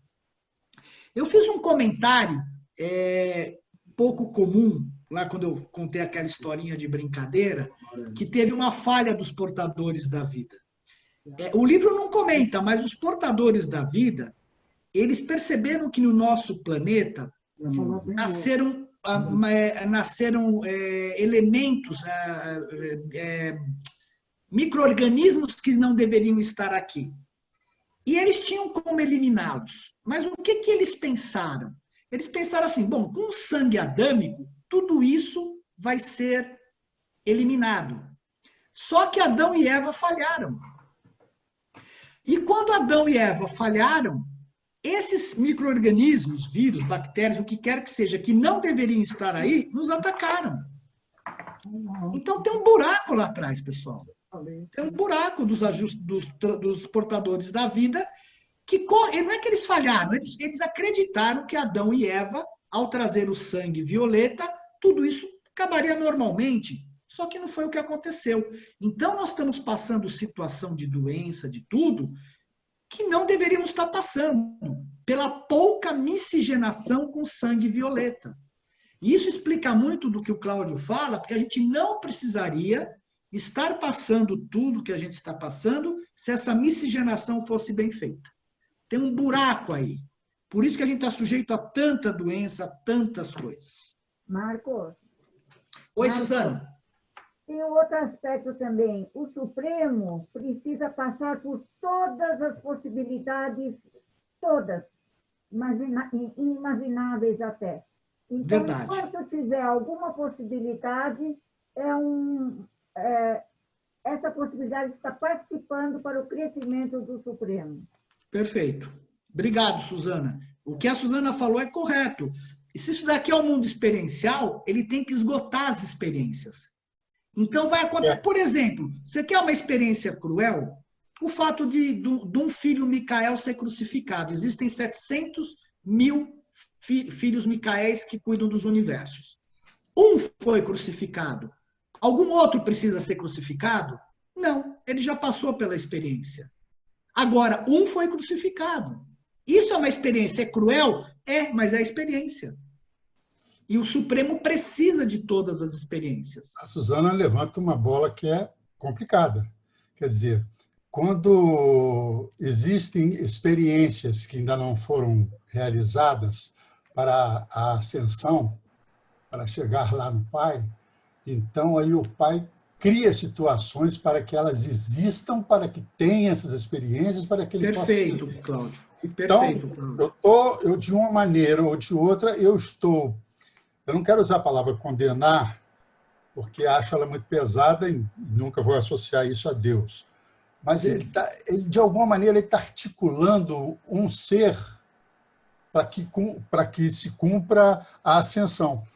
Quer dizer, os outros foram livres para crescer, para evoluir de acordo com o seu conhecimento e com a sua própria tenacidade de ascender.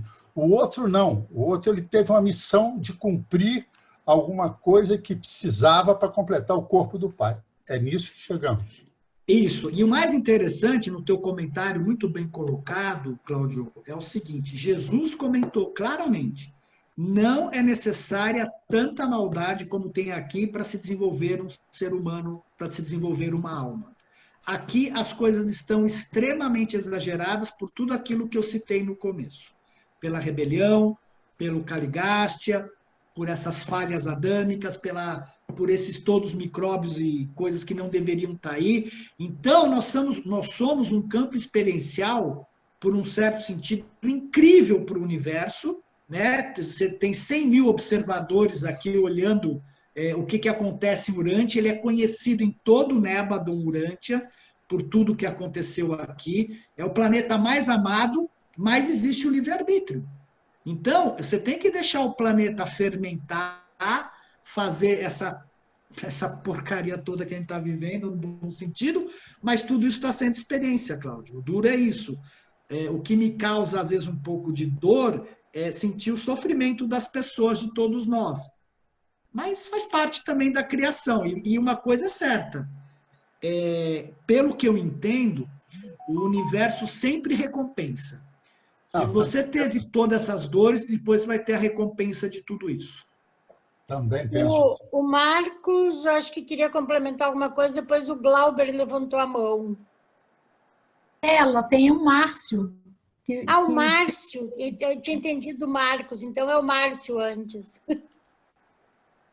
Fala, Márcio. Bom, então, pelo que vocês acabaram de discutir aí, dá para se entender que nós estamos permanentemente sendo observados, tanto individual quanto coletivamente. Não deixamos de ser uma espécie de experiência que está sendo, de alguma forma, útil para efeito de estudos de todas as possibilidades ou probabilidades existentes no mundo experiencial como é o nosso, que é de grau 10 ou classificado como 10, uma coisa assim. Perfeito. Mas a pergunta, então, é o seguinte. Então, esse conceito de que nós estamos permanentemente sendo vigiados, né, e avaliados, né, e não, digamos assim, exatamente julgados, isso vai permanecer por toda essa escala ascensional. A pergunta que eu faço é o seguinte: existe alguma ordem de seres que tenha a atribuição específica de fazer a avaliação da evolução de cada um dos seres para ver se há condição de passar da mansão 1 para a mansão 2 e tal? Ou seja, haveria uma espécie de seres com essa atribuição específica, e se ao final de cada etapa se é submetido a uma avaliação ou um julgamento, que seja, né? E aproveitando, em caso de negativa de prosseguir, se cabe recurso, né? Se tem alguma coisa assim desse tipo. Você reclamar, né? O que acontece é o seguinte: tem os registradores cósmicos. Tudo que se faz, que se pensa, tudo está registrado, cara.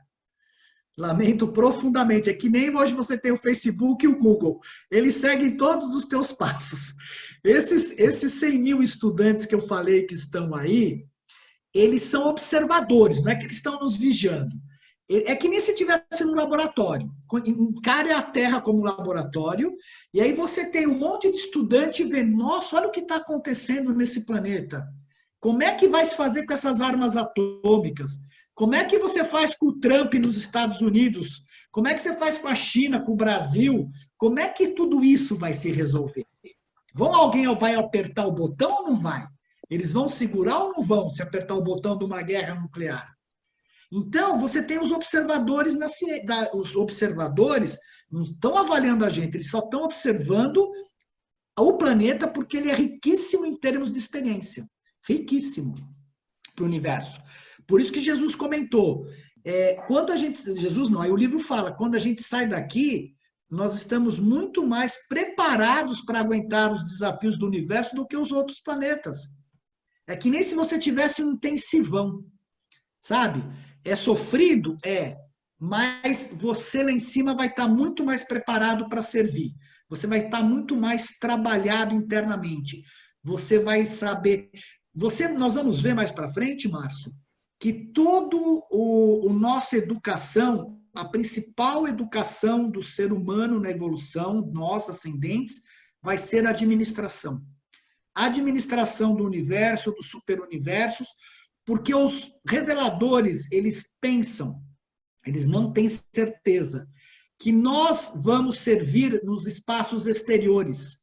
Então, vocês vão ver agora, conforme eu for mostrando, nós vamos aprender administração em todos os níveis, em todas as escolas, fora o trabalho interno. Porque a grande questão do universo é como é que você gerencia um planeta como Urântia. Como é que você gerencia um superuniverso com 1 trilhão de planetas? Olha a diversidade que nós temos aqui. Mesmo entre nós aqui agora, cada um com a sua crença, é uma diversidade. Como é que se chega a um acordo? Eu estou tentando aqui mostrar um ponto de vista para vocês sobre a informação do livro de Urântia. Mas não significa que todo mundo vai comprar essa ideia ou vai aceitar essa ideia. Ela expande a consciência, expande. Para mim, a mais lógica eu mostrei a lógica para vocês no começo. Tem uma lógica tudo isso daqui. Mas não significa que todos vão aceitar. E está errado? Não. Agora, como é que você chega num consenso? Digamos que nós tivéssemos que fazer uma votação de escolher qual é o melhor pós-morte que tem. Como é que nós chegaríamos, todos nós, num consenso do melhor pós-morte que tem?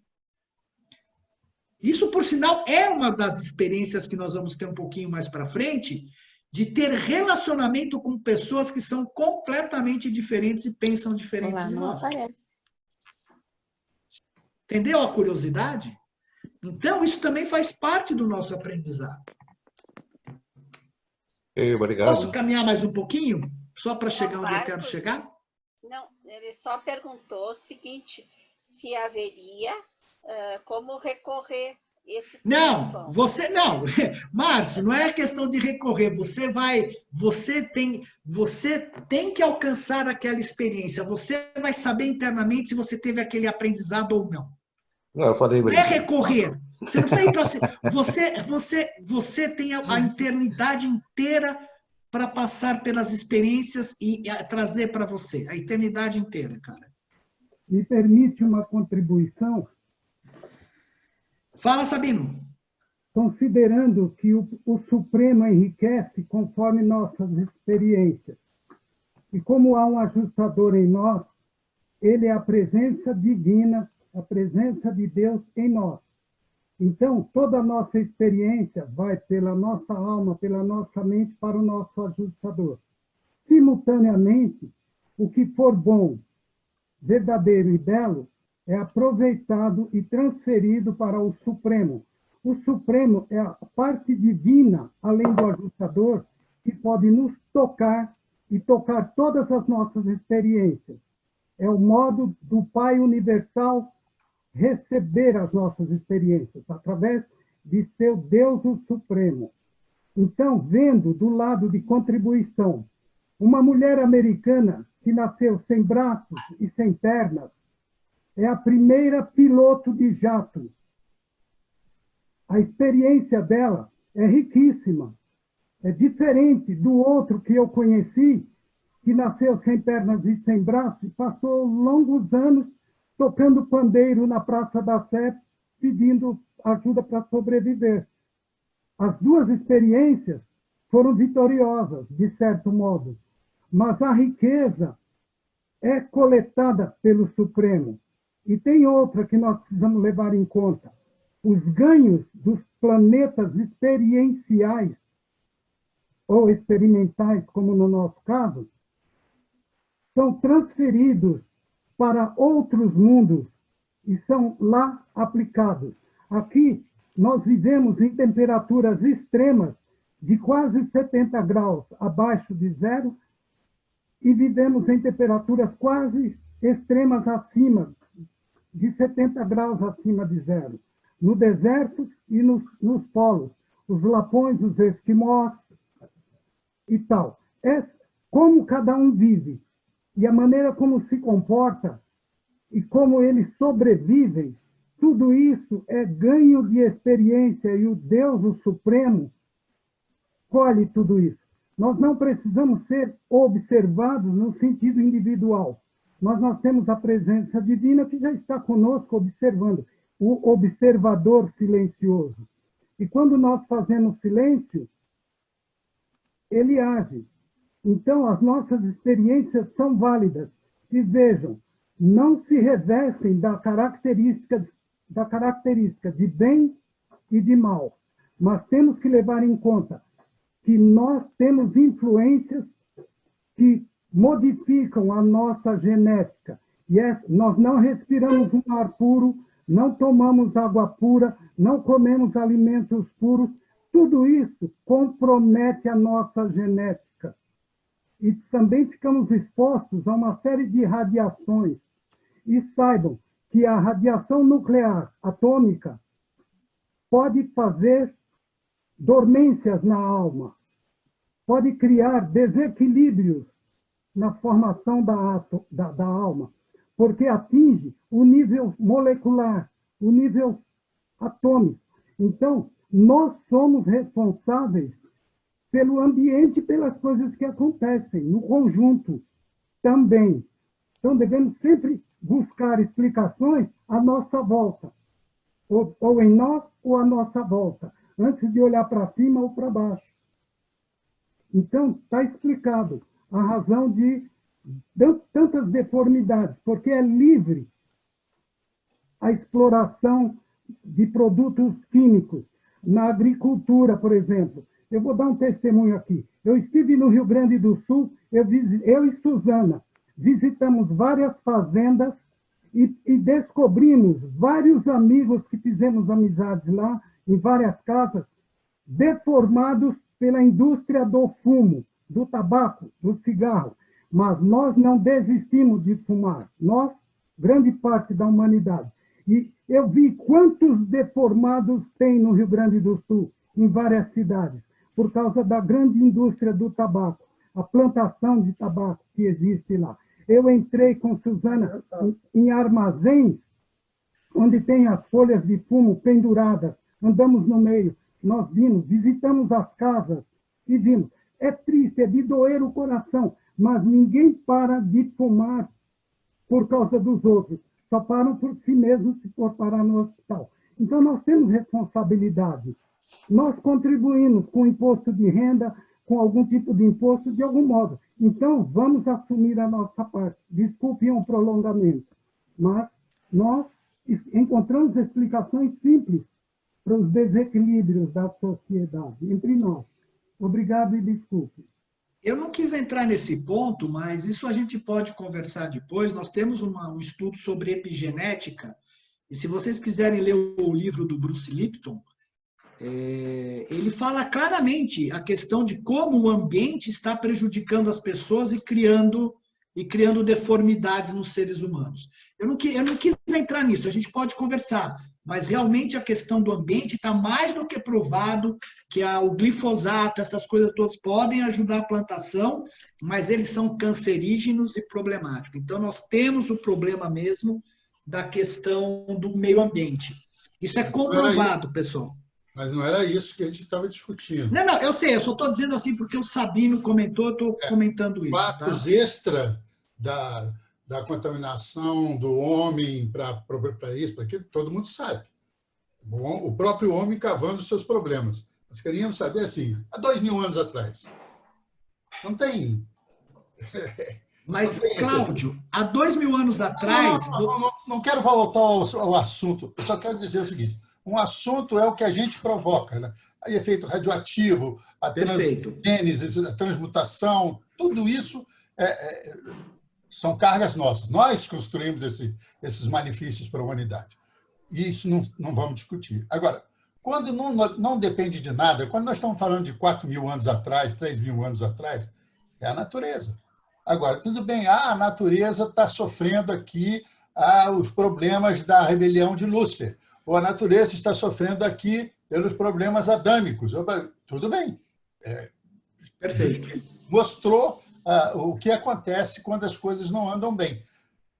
Só isso. Perfeito. A gente fica misturando, perfeito. Botando as duas coisas na mesma caixinha, são caixinhas diferentes, apesar dos defeitos serem iguais.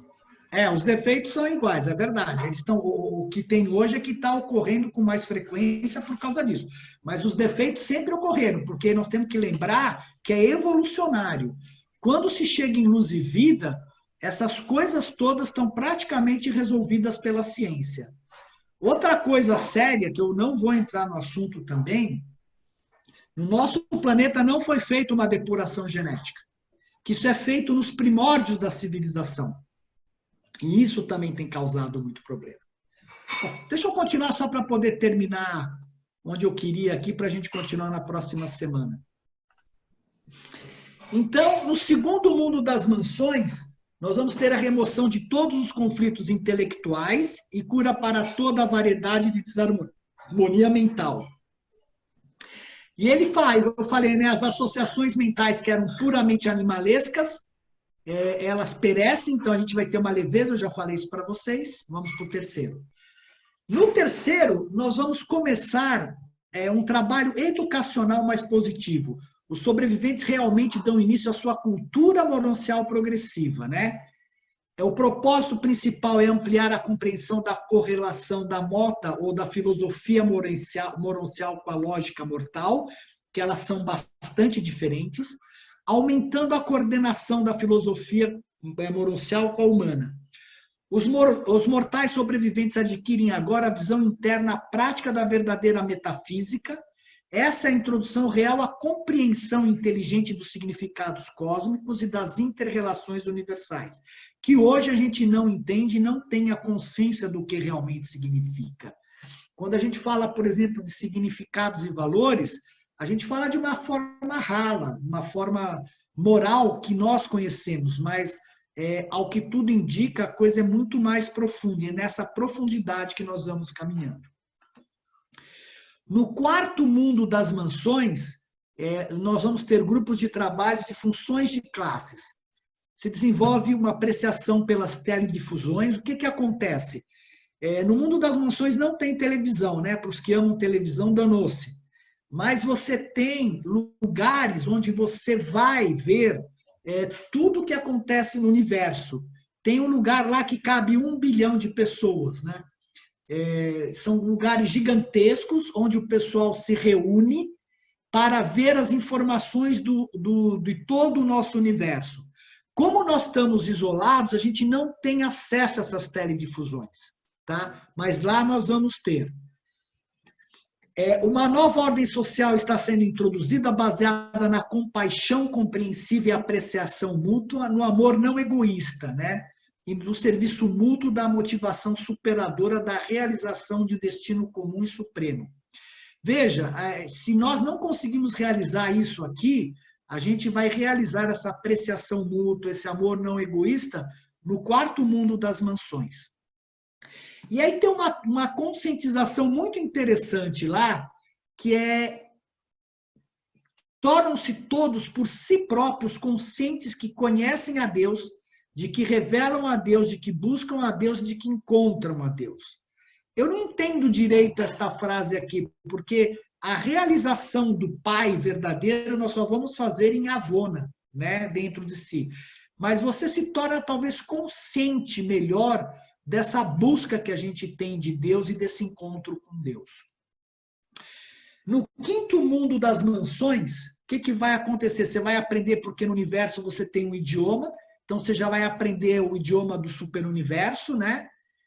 Então o preparo para a jornada das constelações, o nascimento da consciência cósmica, os ascendentes tornam-se mais universais, quer dizer, você expande a tua consciência cósmica.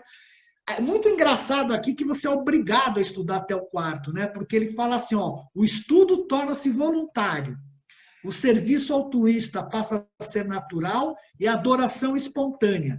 Quer dizer, aqui a gente força um pouco a adoração a Deus, lá vai ser espontâneo. Um caráter verdadeiramente morancial está florescendo e uma criatura morancial real está evoluindo. Quer dizer, só aqui você já vai ter limpado toda aquela parte. O sexto mundo das mansões é o mais incrível, né? Porque você começa a ter as primeiras lições sobre a carreira espiritual, você começa a aprender as técnicas de administração do universo, lembra que eu falei? E aqui é que você tem a possibilidade de se fusionar com o ajustador de pensamento. Então, aquela alma criada, que já deixou para trás aquela parte animal, mas não eliminou a besta ainda, ela se fusiona com o ajustador do pensamento. E ele fala isso que é mais curioso ainda, porque essa fusão do infinito com o finito, ele dá uma matéria única no universo. Só que ele diz assim, todavia, tais seres brilhantes são ainda mais ou menos materiais, e pois estão longe de ser espíritos verdadeiros, são mais algo como supermortais, espiritualmente falando, ainda um pouco abaixo dos anjos, mas estão se, de fato, transformando-se em criaturas maravilhosas. E como Jesus teve 40 dias no deserto lá, nos é concedido 40 dias de retiro espiritual, de todas as atividades rotineiras, durante as quais a gente vai comungar consigo mesmo, né, com o nosso ajustador, e escolher, o ajustador vai apresentar para a gente os caminhos opcionais para a Vona e para o paraíso, e as diferentes técnicas de alcançar o paraíso. Isso significa claramente que tudo no universo são técnicas. A fé é uma técnica, a oração é uma técnica, esta evolução é uma técnica. Existem diversas. E para você chegar no paraíso também existem vários tipos de técnica. No sétimo, né, é o coroamento da imediata carreira pós-mortal, você está fusionado, receber instrução de muitos educadores, todos os quais irão cooperar na tarefa de preparar-vos para residir em Jerusalém, que é a capital do nosso sistema. Você vai receber a graduação do treinamento moroncial. Aqui, e só aqui, você vai ser purgado de todos os remanescentes de uma hereditariedade desafortunada, de um meio ambiente pouco sadio e das tendências planetárias não espirituais. São erradicados os últimos remanescentes da marca da besta. Interessante que só acontece depois que você se fusiona com o ajustador, né? Os mortais podem, e aqui é interessante, os mortais podem postergar sua ida a Jerusalém, caso queiram esperar por algum membro do seu grupo de trabalho terreno ou de Mansônia que ainda esteja percorrendo os estágios moronciais. Digamos que você tem um parente, você tem algum grupo, alguém que está ou morreu depois de você, e você já está mais para frente, você pode esperar aqui no sétimo mundo esta pessoa para você seguir o caminho com ela.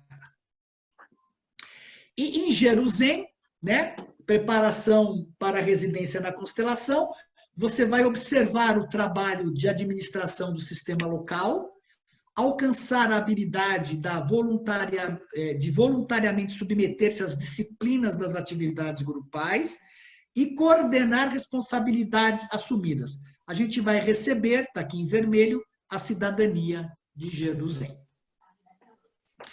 E sumarizando, ele diz assim, olha, vós ireis desfrutar grandemente do vosso progresso, através dos 7 mundos desmaterializantes. Olha o que ele fala. Você está saindo do mundo material e realmente se tornando cada vez mais sutil, caminhando para o mundo espiritual. Eles são realmente esferas de desmortalização. No primeiro mundo das mansões, vós éres humanos, sobretudo apenas seres mortais sem um corpo material. Mentes humanas alojadas em formas moronciais. Corpos materiais do mundo moroncial, mas não abrigos mortais de carne e osso. Vós passareis realmente do estado mortal ao status imortal, na fusão, no momento da fusão com o ajustador. E a época em que houverdes terminado a carreira de Jerusalém, sereis completamente moronciais. Quer dizer, nós não vamos ser nada mais físico. Quando a gente chega no mundo moroncial, em Jerusalém, nós somos corpos totalmente mais sutis do que o moroncial, sem as amarras da terra. Bom, são 10 horas, eu vou parar. O nosso próximo, na parte 2, nós vamos começar a continuar o que acontece quando a gente sai do sistema e vai para a constelação e universo local. Então, hoje nós vimos que nós saímos de Urântia, de corpo material, fomos para o nosso sistema. No sistema, nós educamos, tiramos toda aquela, corrigimos, achei o termo, nós corrigimos toda a parte animal e humana que nós temos nesse planeta, e quando a gente chega na capital do sistema, nós estamos completamente moronciais. Hora que você está moroncial, você está preparado para assumir corpos mais sutis ao ir para a constelação e o universo local.